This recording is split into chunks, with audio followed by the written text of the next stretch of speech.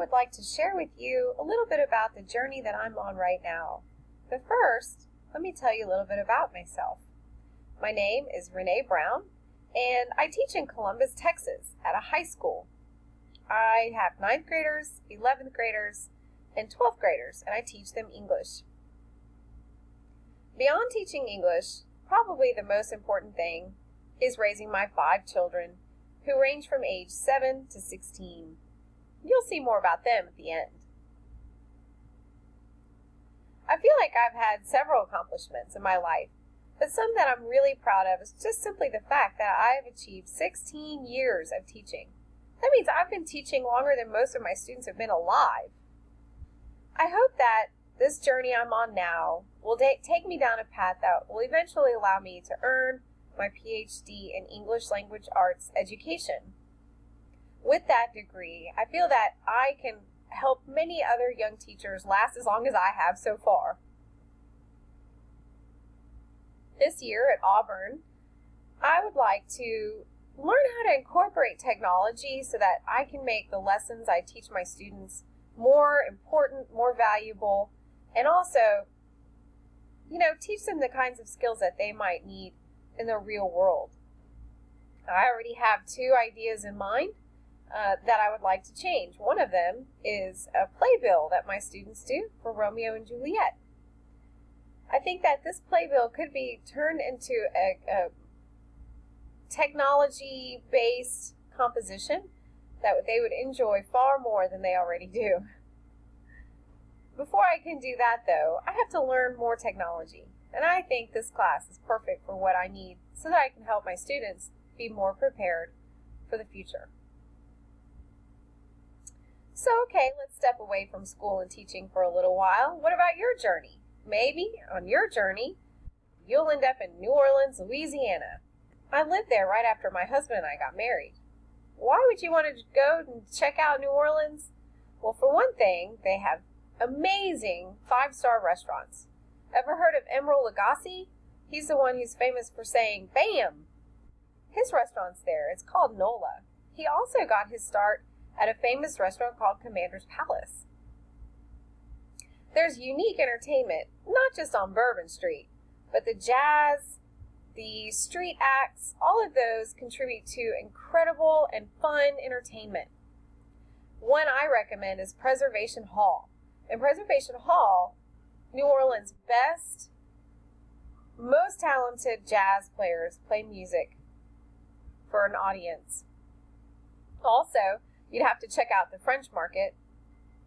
They have shops and tables and booths set up with more items you could ever dream of, and they're unique as well. Hopefully your journey takes you there. Okay, back to school. So, what do I look for when my students have to give a presentation? Well, I encourage them to, step away from PowerPoint. Maybe they can try Prezi. Some have tried Powtoons, which is kind of a cartoon-based presentation technology, and now Sway, which I'm new at as well. I'd like to share with you my presentation rubric just quickly. I feel that when students give a presentation, there are a few criteria that they need to address. For one, I think that their work needs to be well organized. They need to have a clear beginning, middle, and end. And they need to develop that information that they're presenting in a way that makes sense for their purpose. Also, I think that they need to be able to speak clearly and in a tone appropriate for their audience and their purpose. They need to have good material. They need to have evidence. Hopefully they'll find good evidence to support their ideas. Their delivery has to be clear and engaging. And then, of course, last but definitely not least, their purpose needs to be clear for the audience.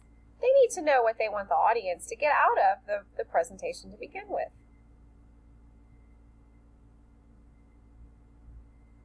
So now I've taken you a little bit down my journey.